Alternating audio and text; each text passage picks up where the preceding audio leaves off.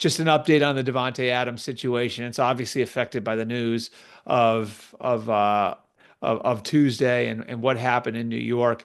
I would think that this ramps up the urgency on the Jets to do something to improve their roster.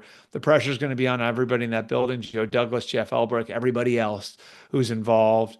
And going and getting a player that can make a difference right now makes all the sense in the world. Like we told you last week, other teams involved in this thing, other teams that have talked to the Raiders have become convinced that Davante Adams is trying to engineer a trade to the Jets. Of course, he also mentioned the Saints as a team that he has some interest in to the Raiders when he requested the trade, but the Jets have been the target. And so you would think now the Jets might make another push for him.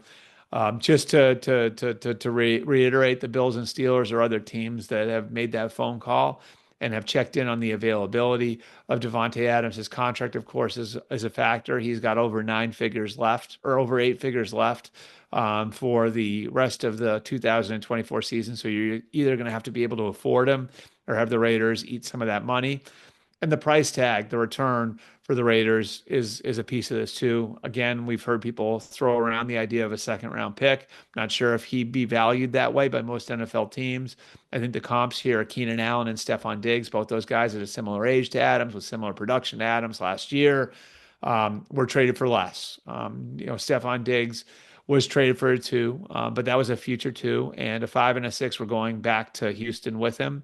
Roughly the equivalent in that Buffalo Houston trade of a third round pick that the Bills got for Stephon Diggs. And then Keenan Allen was traded from the Chargers to the Bears for a fourth round pick. So most teams value Adams at around a 3 or a 4.